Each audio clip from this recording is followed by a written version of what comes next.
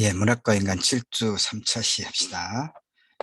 7주 차는 시란 무엇인가에 대해서 공부하고 있죠. 7주 1차 시에는 시적인 것의 의미 받고, 2차 시에는 이 자료를 보면서 시란 무엇인가를 좀 더 상세하게 살피고 있습니다. 이제 3차 시입니다. 2차 시 때 말미했던 것이 문학, 그러니까 일상 언어와 문학 언어에 대해서 공부를 좀 했었죠. 그래서 여기서부터 다시 합시다. 일상에서 사용하는 언어가 일상 언어, 주로 지식이나 정보를 전달한다면 문학의 언어는 거기에 정서를 전달하는 기능을 하나 더 가지고 있다. 그러니까 문학의 언어는 정서적 소통을 목적으로 한다. 그게 가장 중요하다. 지식이나 정보 전달보다는 그런 얘기입니다. 그 다음에 이제 그래서 여기서부터 봅시다. 빨간 글씨로 되어 있는 거. 일상의 언어가 의미의 정확한 전달을 목적으로 한다면, 그렇죠? 의사소통, 그리고 문제 해결의 가장 유효한 수단이 언어니까, 일상 언어니까. 그런데 문학의 언어는 지시하는 내용 이상을 말해주려고 한다. 이거 여러분 이해할 수 있겠죠? 예를 들어서, 초승달은 하늘의 뜬 달을 의미하죠. 사전적 의미로, 즉 지시적 의미, 사전적 의미. 그러나 시에서는 님의 눈썹을 의미할 수도 있고, 그러죠? 보름달은 밝고 둥근 달이죠. 사전적 의미는, 즉 지시적 의미는. 그러나 시에서는 풍요나 평안을 의미하기도 한단 말이에요. 그러니까 지시하는 내용 이상을 말하는 게 문학의 언어다. 그런 얘기입니다. 김소월의 시 중에서 진달래꽃, 어, 죽어도 눈물을 흘리지 않겠다. 죽어도 눈물을 흘리지 않겠다는 시어는 눈물을 흘리지 않겠다는 의미 그대로 해석할 수도 있지만, 그것보다는 눈물을 흘리는 것 이상의 슬픔을 표현하는 그런 의미가 있죠. 이렇게 문학의 언어는 일상의 언어와 비교할 때 창조성을, 그러니까 그 사전적 의미 이상의 것을, 자, 그래서 문학의 언어가 우리에게 감동을 주는 이유는 뭐냐고 했을 때, 언어가 사용되는 방식이 일상의 언어와 달리 특별하기 때문이고, 작품에 나타난 정서가 일상의 정서를 넘어서기 때문이라고 말할 수 있어요. 구체적 언어 활동에서 말하는 사람이 부호화해서 메시지가 전달되고, 상대방이 부호를 해독해서 이해하는 모든 과정을 커뮤니케이션이라고 한단 말이에요. 언어 1차적 기능은 커뮤니케이션에 있어요. 의사소통. 그러나 언어는 타자와 다른 사람과의 소통뿐 아니라 우리의 사고 과정을 지배하기도 하죠. 감정마저도 언어로 번역될 때만이 구체성을 갖게 되는데, 예를 들면 이런 거예요. 배고프다는 막연한 느낌은 머릿속에서 배고프다는 언어로 구체화되었을 때 배고프다는 생각이 되는 거예요. 그 생각이 입 밖으로 나올 때 배고프다라는 느낌이 상대방에게 전달될 수가 있다, 이런 말입니다. 알겠어요? 그런데 언어는 대상에 대한 욕망의 투영이면서, 이제 좀 어렵습니다. 잘 듣지 않으면 헷갈리기 시작해요. 언어는 대상에 대한 욕망의 투영이면서 동시에 대상이 왜곡된 표현이다. 대상에 대한 욕망의 표현은 이제 욕구, 필요, 그 말이죠. 음, 배고플 때, 야, 배고파. 이것은 배고픔을, 채우려고 하는, 그런, 사고의 하나의 표현이다, 이 말이에요. 그러나 또 하나, 언어는 여러 가지 또, 자질을 가지고 있는데, 언어가 대상을 완전하게, 충분하게 표현해낼 수 있느냐? 그건 또 아니란 얘기입니다. 이게 언어의 한계예요. 인간은 언어를 통해 사물과 만나지만, 언어가 사물 자체가 될 수는 없기 때문에 그렇습니다. 이거 공부했어요. 우리 고등학교 때, 문학 시간에 김춘수의 시 꽃, 오세영의 그릇 연작, 신동집의 시 오렌지. 자, 이 세 편의 시를 통해서 언어가 가지고 있는, 어떤 한계를 한번 살펴보도록 합시다. 많이 공부했던 시죠. 김춘수. 내가 그의 이름을 불러주기 전에는 그는 다만 하나의 몸짓에 지나지 않았다. 내가 그의 이름을 불러주었을 때 그는 나에게로 와서 꽃이 되었다. 내가 그의 이름을 불러준 것처럼 나의 빛깔과 향기에 알맞은 누가 나의 이름을 불러다오. 그에게로 가서 나도 그의 꽃이 되고 싶다. 우리들은 모두 무엇이 되고 싶다. 너는 나에게, 나는 너에게 잊혀지지 않는 하나의 눈빛이 되고 싶다. 자, 이렇게 했을 때 이 시의 의미는 뭐예요? 그러니까 이 시에서는 어, 무언어가 존재의 본질을 제대로 품을 수 있을지, 또 이미 세상에 존재하는 사물에 붙은 이름들이 제대로 붙여진 것인지 의문을 표한다, 이런 얘기예요. 이때부터 그는 초월적 결과를 인식하고 끈질긴 탐구를 계속 나갈 것인데, 자, 이 해석이 좀 어렵죠? 그러니까 김준수 꽃을 다시 봅시다. 내가 그의 이름을 불러 주었을 때 그는 내게로 와서 꽃이 되었다, 이 말이죠. 그럼 그것의 의미는 뭐예요? 이 꽃의 의미는 나에게 의미 있는 어떤 것이죠? 내가 그 이름을 불러 주었을 때 그는 내게로 그는 나에게 의미 있는 존재가 됐다, 이 말이죠. 그런 것처럼, 즉 내가 그 이름을 불러준 것처럼 나의 빛깔과 향기에 알맞은 누가 나의 이름을 불러다오 라고 이야기하는 거예요. 그러니까 이 꽃은 어떤 의미 있는 존재를 의미 있고 가치 있는 어떤 것을 이야기하는 거예요. 그런데 즉 이것은 또 다르게 보면, 언어가 존재의 본질을 제대로 보세요.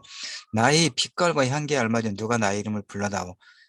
그러니까 나의 빛깔과 향기에 알맞은 나의 이름이, 그러니까 적확한 이름이, 여기서는 여기서는 꽃이라고 상징화되어 있을 뿐, 꽃이, 그러니까 꽃의 지시적 의미는 뭐예요? 어떤 그 식물, 식물, 그 뭐, 사전 풀이가 어떻게 되어 있겠죠? 꽃이 무엇인가에 대해서, 뭐 식물의 어떤 작용으로 인해서 뭐 어떤 개화된 꽃 봉우리에 피어 있는 어떻게 되어 있겠죠? 그게 사전적 지시적 의미란 말이에요. 근데 문학에서 꽃은 그 사전적 지시적 의미 이상의 것을 의미하겠죠. 그러니까 여기서는 단순히 피어있는 꽃이 아니라 의미 있고 가치 있는 어떤 것, 존재, 그런 의미 아니겠어요, 이 시에서는. 그런데 그게 뭐냐는 얘기예요. 추상적으로 꽃이라고만 되어 있지 그게 무엇인지, 그러니까 나의 빛깔과 향기에 알맞은 나의 이름은 심령이인지 아닌지 모르죠. 그게 언어의 한계다, 이 말입니다. 알겠어요? 언어가 존재의 본질을 제대로 품을 수 있을지, 제대로 나타낼 수 있을지, 제대로 표상할 수 있을지, 그 말이에요. 이미 세상에 존재하는 사물에 붙은 이름들이 제대로 붙여진 것인지, 예? 예, 그 얘기거든요. 언어에, 그러니까 언어가 어떤 대상을 표상하긴 하지만 그 자체로 그 대상의 본질 모두를 표상하는 건 아니다, 이런 이야기가 돼요. 좀 어려운가요? 쉬워요. 이거 시험에 내진 않을 테니까 그냥 그렇구나 하고, 제대로 알면 좋고, 제대로 다 몰라도 너무 제대로 다 알라고 그냥 뇌세포 죽이고 그럴 것까지는 없어요. 교양으로 하는 공부니까. 전공으로 하려면 이제 뇌세포 깨져도 다 알아들어야 되는 거죠. 내가 이제 그 공부 수업과 관련해서 늘 가끔 하는 말이 있어요. 이해한다는 얘기는, 음? 이해한다는 얘기는, 무엇인가를 이해한다는 얘기는 그것을 설명할 수 있음을 의미한다. 그러니까 제대로 이 말을 제대로 이해했으면 여러분이 이 공부를, 우리 문학과 인간 공부를 하지 않은 다른 친구에게 앉혀놓고, 야, 언어가 존재의 본질을 제대로 품을 수 있을지 어쩔지 이 말이 무슨 말인지 알겠니라고 설명을 탁 해줄 수 있어야 돼. 근데 이제 국문과 학생들은, 우리 지금 문학과 인간을 영봉 캠퍼스 국문과 친구들이 몇 명 들으니까 국문과 학생들은 이거 이해하고 설명할 수 있어야 돼요. 근데 이제 물론 다른 과도 국문과는 국어 전공이니까, 그렇죠? 그 문학의 전공이니까 설명할 수 있어야 되는데 그 얘기고, 다른 과는 설명할 수 있으면 더 좋고 아니어도 괜찮다는 얘기입니다. 이것이 무슨 자칫 어떤 차별 그런 의미로 받아들이면 절대 안 돼요. 내 말의 의도는 그거 아니니까. 알겠죠? 정색을 하고 알겠죠? 그러니까 오세영의 그릇 연작 중에서 1번 봅시다. 오세영 서울대 교수인데 지금은 이제 교수 그만뒀죠. 그만둔 게 아니라 정년으로 퇴임했. 자, 깨진 그릇은 칼날이 된다. 깨진 그릇이 칼날에 날카롭다는 얘기죠. 절제와 균형이. 근데 이제 이건 일상어죠. 깨진 것은 칼날이 된다. 이건 일상적인 언어의 의미죠. 근데 여기서부터 문학어가 이제 그 이미지가 나와요. 절제와 균형의 중심에서 빗나간 힘, 부서진 원은 모를 세우고 이성의 차가운 눈을 뜨게 한다. 맹목에 사랑을 노리는 사금팔이여 반짝반짝하는 그 조각. 나는 지금 맨발이다. 베어지기를 기다리는 살이다. 상처 깊숙이서 성숙하는 혼. 어렵죠? 무엇인지. 깨진 것은 칼날이 된다. 무엇이나 깨진 것은 칼이 된다. 다른 것은 요 부분은 좀 어려워도, 깨진 그릇은 칼날이 되고, 무엇이나 깨진 것은 칼이 되고, 이 말은 알아들 수 있겠죠. 그러니까 절제와 균형, 뭔가 깨진 것은 날카롭게 칼이 돼서 다른 사람을 베기도 하고 나를 베기도 한다. 이 말이죠. 그러니까 제대로 이제 해석을 하면, 이 그릇은 물질의 진료성인 흙과 그릇의 상관관계를 유추해서 인간 존재에 대한 형이상학적 해명. 어렵죠. 이현적 씨는 그러니까 너무 어려우면 이거 다 하려고 했을 말 그런 의미였어요. 뭐 국문과든 아니든 상관없으니까. 이연작 씨는 사물의 세계와 관념의 세계를 초월해서 그 극복 지향이 이루어진 차원의 작품으로 평가된다. 어렵습니다. 일상의 평범한 사물들이 이 시에서는 강하게 내면화되어 있고, 사물의 껍질을 벗기고 그 본질을 파악할 줄 아는 날카로운 눈이 내재되어 있고, 모든 사물들은 의미를 담는 그릇이 되고, 그 그릇들은 어느덧 감성의 풀이에 이성에서 이슬들이 맺혀 있는 신상. 참 어렵죠? 소사적 표현이라서 그렇습니다. 이 시는 그러니까 내가 이제 요 노란색으로 요 색칠해 놓은 거 있잖아요. 이것만 보면 돼요. 그래도 다 알아요. 이해할 수 있어요. 이 시는 절제와 균형이 깨어질 때 그릇을 말하죠. 오세영의 절제와 균형이 깨어질 때 사물이 본래 의미를 상실하고 만다, 이런 뜻이에요. 그러니까 김춘수 씨의 꽃이 그랬던 것처럼 언어가 갖는 한계, 그렇죠? 언어가 갖는 한계도 또 보여주고 있는 거예요. 그다음 오렌지, 신동집인데 서점에 찾아보면 신동집인가 신동엽이라고도 나와. 신동엽 옛날에 정반노래방으로 옛날이죠. 지금은 뭐 하여튼 불의의 명곡도 그 하고, 불의의 명곡 여러분 잘 안 보죠? 이제 아저씨들이 보는 거니까. 신동엽은 정반 노래방도 옛날, 지금은 뭐 하죠? 뭐 여러 가지. 뭐 신동엽은 워낙 그 재능이 있어서 그 어떤 MC를 잘하니까, 예능 프로. 자, 무슨 얘기냐면 오렌지를 누가 썼는가 시인을 찾아보면 어떤 자료는 신동집이라고 되어 있고 어떤 자료는 신동엽이라고 되어 있어서 내가 아재 개그를 한번 했어요. 자, 신동집의 오렌지를 한번 봅시다. 어떤 시인가? 오렌지에 아무도 손을 댈 수는 없어요. 왜 그럴까요? 오렌지는 여기 있는 이대로 오렌지, 더도 덜도 아닌 오렌지. 내가 보는 오렌지가 나를 보고 있어. 마음만 낸다면 나도 오렌지의 포도랑 껍질을 벗길 수 있어. 마땅히 그런 오렌지만이 문제가 된다. 우리 무중이네요, 갈수록. 마음만 낸다면 나도 오렌지의 찹쌀랑 속살을 깔 수 있어. 마땅히 그런 오렌지만이 문제가 돼. 뭔 말이여. 그러나 오렌지에 아무도 손을 댈 수는 없어. 되는 순간 오렌지는 오렌지가 아니고 말아. 내가 보는 오렌지가 나를 보고 있어. 나는 지금 위험한 상태여. 오렌지도 마찬가지 위험한 상태여. 시간이 똘똘 배암에 뛰어를 틀고 있어. 그러나 다음 순간 오렌지 포도랑 껍질에 한없이 어진 그림자가 비치고 있어. 누군지 잘은 아직 몰라도. 뭔 말인지 모르겠지만, 한번 읽어서는 잘 몰라요. 나도 몇 번 읽어보고 이게 뭔 소리요 하고 들여다봐야 알거든요. 근데 그래서 내가 여러 번 들여다보고 이 노란색을 붙여놨어요. 내가 보는 오렌지가 나를 보고 있어. 어, 마음만 낸다면. 이 말이 뭔 말인지 몰라도 돼요. 그 사물과 내가 서로 응시하고 있는 건데, 내가 마음만 먹으면 나는 오렌지 포도는 껍질을 벗겨서 그 속살을 먹을 수 있죠. 그렇죠. 근데 오렌지에 손을 못 댄다는 얘기예요. 손을 대면, 그러니까 보세요. 오렌지는 오렌지가 아니란 얘기예요. 그러니까 오렌지 껍질을 벗겨서, 오렌지 있죠? 오렌지 껍질을 벗겨서 그 내가 그 포들포들한 그 신맛 나네. 또 침 나물 나오죠? 탁 그 깨지고, 시큼달큼. 그럼 먹으면 어때요? 이미 오렌지가 아니게 된다. 오렌지 형태가 변하는 거죠. 물론 실제로는 오렌지 껍질을 벗겨서 그 하나하나 다 먹어 없앨 때까지 오렌지는 오렌지예요. 그렇죠? 그러나 오렌지라고 하는 언어가, 오렌지라고 하는 어떤 그 대상의 본질을 그대로 다 표상하는 건 아니다. 언어의 한계를 지금 설명하고 있는 거예요. 그 한 예로 이 시를 갖다 쓰고 있는 겁니다, 지금. 자, 이 작품은 오렌지에 대한 시적 화자의 태도를 통해 삶의 의미를 집요하게 밝히기보다는 어느 정도 인식한 정도로 머물러 있을 때 오히려 이해하지 못한 삶의 나머지 의미를 더 다양하게 인식할 수 있다. 이런 이야기를, 이런 해석이 더 어렵죠. 시보다 이 시는 서구적 감각과 동양적 에이지와의 조화를 도모하면서 존재론적 관점에서 사물의 본질을 탐구한 신동집의 후기 시 세계를 잘 보여주는 대표작이다. 이 시는 사물의 정의를 내는 순간, 이거예요. 이 노란색으로 색칠해 놓은 것만 알면 돼요. 이 시는 사물의 정의를 내는 순간 오렌지는 이미 그 지형에는 상관없는 성질을 가진 본질적 존재로 되돌아가고 만다. 따라서 언어를 통한 사물의 본질 파악은 가능하지 않다. 그 말이에요. 음. 그래서 정리. 앞서 살펴본 세 편의 시, 김춘수의 꽃, 오세영의 그릇, 신동집의 뭐였어요? 오렌지. 이 세 편의 시는 존재의 본질을 탐구한 일의 중요성 혹은 그것의 어려움에 대해 토로하거나 어떤 사물 혹은 대상의 절제와 균형이 깨어질 때 드러나는 위험에 대해 노래하고 있거니와 언어가 갖는 한계 역시 공통적으로 인식하고 있다. 알겠어요? 지시하는 대상은 언어를 통해서만 인간의 관념이 될 수 있죠. 그렇죠? 그러니까 자, 우리 앞에 여러분 앞에 어떤 뭐가 있어요. 뭐가 있어 볼까요? 자, 이거 보이죠? 이건 내 손목시계란 말이에요. 내 책상 앞에 여기 차고 있으면 무거우니까 나는 반지도 안 차고 시계도 잘 안 차. 귀찮아서.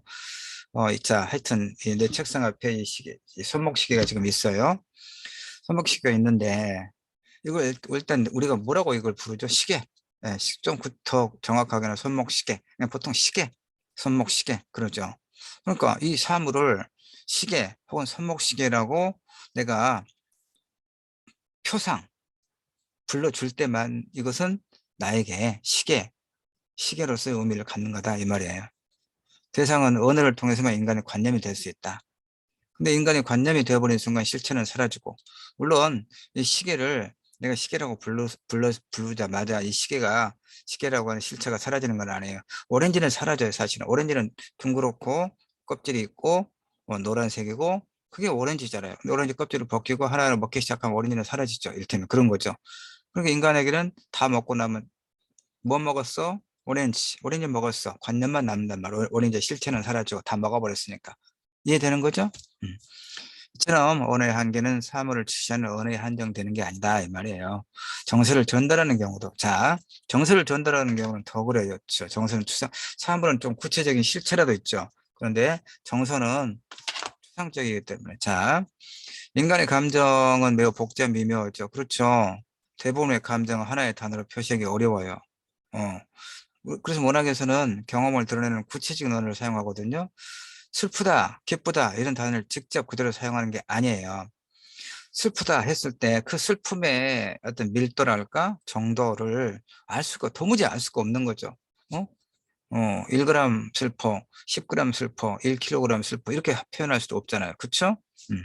그래서 슬프거나 기쁜 경험의 구체적인 내용을 사용해서 그 감정의 고유함과 절실함이 드러나도록 만드는 것이 문학적 표현의 특징이다라고 말할 수 있어요. 서사, 이야기를 갖는 문학, 특히 대표 작품이 서사가 시간에 따른 경험이 상세하게 드러나는 글이라면 소설과 영화 같은 이야기를 가지고 있는 서사체는 시간의 예술이죠. 영화도 아무리 길어도 2시간, 3시간, 5시간이면 끝나죠? 시리즈라도 뭐 하여튼 얼마 되면 끝나겠죠? 장편 소설, 대하 소설 열 몇 권, 17권짜리, 박경리의 토지도 하여튼 17권까지 읽으면 끝나잖아요, 이야기가. 그러죠? 그게 시간의 예술이라고 하는 거예요. 아, 그래서 이 서사는 이렇게 시간에 따른 경험이 상세하게 드러나는 글이라고 말할 수 있는데, 시는 어떤 순간이에요, 순간 어떤 대상을 바라볼 때 내 어떤 그 마음에 떠오르는 어떤 심상, 정서를 이렇게 압축된 언어로 운율에 담아서 표현한 것. 이거 시다 이 말이에요.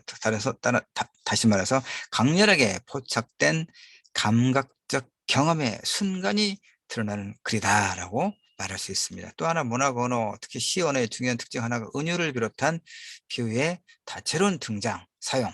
자, 아리스토텔레스 시학은 서구 최초의 문학 이론서거든요. 그러니까 특히 시학 22장은 시와 그 적정성의 문제를 다루고 있는데 한번 볼까요?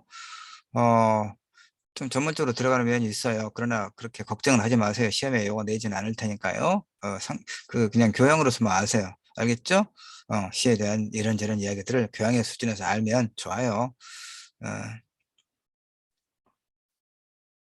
복합어나 외래를 포함해서 이상에서 언급한 형식들을 적정하게 사용한다는 것은 매우 중요한 일이지만 은유의 사용에서 능숙해야 한다는 것은 지금 뭔 말이냐면 아리스토텔레스가 시학에서 이제 그 은유를 사용하는 것을 능수능란하게 할 줄 알아야 된다 이렇게 이야기하고 있는 겁니다. 기쁘다 슬프다 그렇게 시에서 직접적으로 언술 말하는 것은 그건 시가 아니고 경험을 통해서 얼마나 슬프고 무엇이 슬프고 어떻게 슬픈지를 은유를 동원해서 다양한 비유법 중에서 특히 은유를 가장 높게 치고 있어요. 아리스토텔레스가. 자, 그래서 그 다음에 리처즈라고 하는 문의 이론가는 아리스토텔레스의 은유에 관한 견해를 또 비판하고 그럽니다. 자, 이건 이제 넘어갑시다. 너무 지나치게 전공 영역이니까. 그럼에도 불구하고 이제 밑에 좀 보아야 될 것 같아요. 섹스피어의 맥베스 5막 5장에 보면 사람 살이는 걸어다니는 그림자, 불쌍한 광대. 은유법이죠. 은유가 우리 중학교 1학년 때 배웠어요. 은유, 주기는 뭐뭐처럼, 뭐뭐 같이. 그랬죠. 음, 음. 바보 같은 사내. 그러면 A, 그럼 말이 안 되네. 말이 되긴 해요. 뭐뭐 같은, 뭐뭐처럼. 음? 음. 뭐뭐이냐, 뭐뭐듯이 이렇게 표시한다고 했잖아요. A, B를. 그게 직유였잖아요. 근데 은유는 A는 B다. 그렇게 배웠죠. 그러니까 사람 살이는 그림자. 딱 은유죠. 그렇죠. A는 꼴, B. 그러네. 사람 살이 네 꼴, 불쌍한 광대. 예? 예, 사람 살이 그림자, 사람 살이 광대. 은유법이죠. 근데 사람 살이가 그림자고 사람 살이가 광대라고 하니까 도대체 뭔 소리인지를 모르겠죠. 좀 더 봅시다. 무대 위에서 한껏 재보고 큰 소리 쳐도 정치만 끝장이네. 아하, 천치가 짓거리는 이야기. 소리와 노여움은 요란하지만 의미하는 것은 아무것도 없네.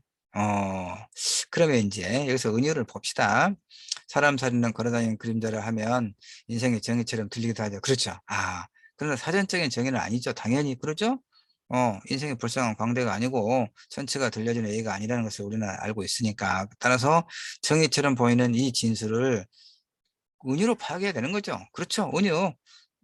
사람 살이 네 꼴, 그림자, 애인의 꼴, 비, 은유, 사람 살이 꼴, 광대, 애인의 꼴, 광대. 예? 그렇죠?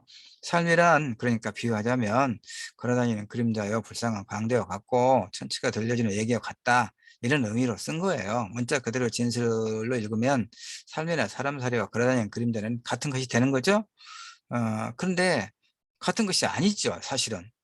그렇죠? 삶이 어떻게 그림자와 같고, 광대와 같냔 말이에요. 그런데, 한편 보면 마치 같은 것처럼 느껴져. 그렇죠? 그래서 은유가 가능한 거다. 이런 얘기입니다. 맥베스의 이 독백은 절망적이고 허무주의적인 인생 파악을 담고 있잖아요. 그렇죠? 그러니까 우리가 산다는 것은 불쌍한 광대가 다를 거 없다. 이 말이죠. 광대는 사람들에게 존중받고 또 부유하고 그런 안락한 삶을 누리나요? 아니죠. 여기저기 떠돌고 천대받고 손가락질 받고 놀림 당하고 그 유치한 곳에서 하룻밤 얻어 자고 그러죠? 이를테면. 음. 그러니까 어, 맥베스의 절망적인 인생관. 그렇죠? 그럼 우리는 말로서 생각하고 비로소 생각한 자, 우리는 사람들은 말로 생각하고 비유로서 생각한다 라고 말할 수 있죠. 시인은 비유를 써서 드러내놓고 직접 말하는 것보다, 그러니까 사람 살이는 슬프다. 어? 사람 살이라, 그러니까 산다는 것은 슬픈 일이다. 삶이라고 하는 것은 고통이다 라고 말하지 않고 비유적으로, 그렇죠? 특히 은유를 통해서, 은유를 통해서 이렇게, 그러면 생생한 거죠. 비유는 인간 삶의 경험을 압축해서 표현하는 것이다. 그런데 또 비유 중에서도 친근하고 익숙한 것보다는 그렇지 않거나 전혀 뜻밖의 것에 비유를 하면 효과가 훨씬 커요. 그렇죠? 원관념, 보조관념이 A는 원관념, B는 보조관념. 이거 중학교 1학년 때 많이 배웠어요. A, 원관념, 사람살이, 그림자, B, 보조관념. 배웠죠? 뭐 이거 시험에 안 내요. 왜 안 냅니까? 다 아니까. 다 알기도 하고. 여러분 다 잊어먹었어. 대학생, 대학. 그렇죠? 중학교, 고등학교 기억하고 싶지 않죠? 예. 점점 더 전문적인 것이어서 피곤하네, 나도. 피곤해. 예. 금방 끝나네. 시간이 다 끝납니다. 빨리 끝냅시다. 뭐, 직유, 은유, 환유, 제유, 환유 다 넘어갑시다. 자료를 내가 올려놓을 테니까 보기나 하고, 넘어가고. 자, 좋은 시간 많이 있는데, 결론만 봅시다. 그러니까 얘기 봅시다. 이제까지 진술에서 이 부분을 좀 생략하긴 했는데, 어이쿠, 시간이 됐다고 지금. 예. 이제까지 진술에서 우리는 시에서 찾아볼 수 있는 가장 두드러진 특징이 뭐라고 그랬습니까? 정서와 상상력을 통한 문학이다. 상상력은 또 소설에도 들어가 있어요. 근데 특히 정서는 시만의 고유한 특질입니다. 문학의 기본적인 요소인 사상, 정서, 상상, 형식 중에서 시는 특히 정서와 상상력을 통해 인생과 자연을 노래하고 그 의미를 해석한다. 이것이 시의 가장 중요한 특징이다. 이런 얘기죠. 운율과 형식도 매우 중요한 특징이다. 이미지와 상징에 대해서도 여기 이미지와 상징에 대해서도 건너뛰면 안 된다라고 했는데, 전공 영역에서 공부하는 게 아니니까 이제 그 개념적으로만 설명을 하고 있습니다. 알겠죠? 예. 그다음에 마지막, 자, 하나 하고 싶은 이야기는 뭐냐? 문학 텍스트는 진공 속에서 생성되지 않는다. 이 말은 내가 자주 하는 말이에요. 문학과 관련해서. 진공 상태에서는 생산되지 않는다는 얘기는, 문학은 진공이 뭐냐면 사회문화 역사적 어떤 상황과 동떨어진 그런, 그러니까 언어의 중요한 특질 중 하나가 사회성이죠. 어? 공동체에서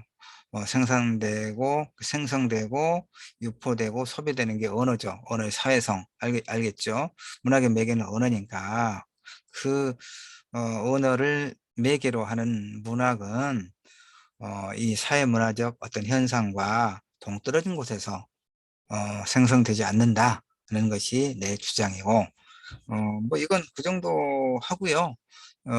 지금 그래서 시란 무엇인가를 7주에 공부를 했는데, 8주에 8주 중간 시험 기간이지만 대체 과제를 하고 공부는 그대로 오늘 합니다. 비대면이기 때문에 다 예, 들어야 돼요. 출석 체크해야 됩니다. 8주 차 중간 시험 대체 과제는 따로 내가 안내해 줄 거고, 8주 차에는 시를 읽는다는 것은 무엇을 읽는다는 것일까? 시에서 화제의 목소리는 누구 혹은 무엇의 목소리일까에 관해서 공부를 할 때 조금 더 시에 대해서 좀 상세하게 설명하면 훨씬 시란 무엇인가를 더 쉽고 구체적으로 실감 있게 이해할 수가 있을 겁니다. 알겠죠? 7주 여기까지 다 끝내도록 합니다.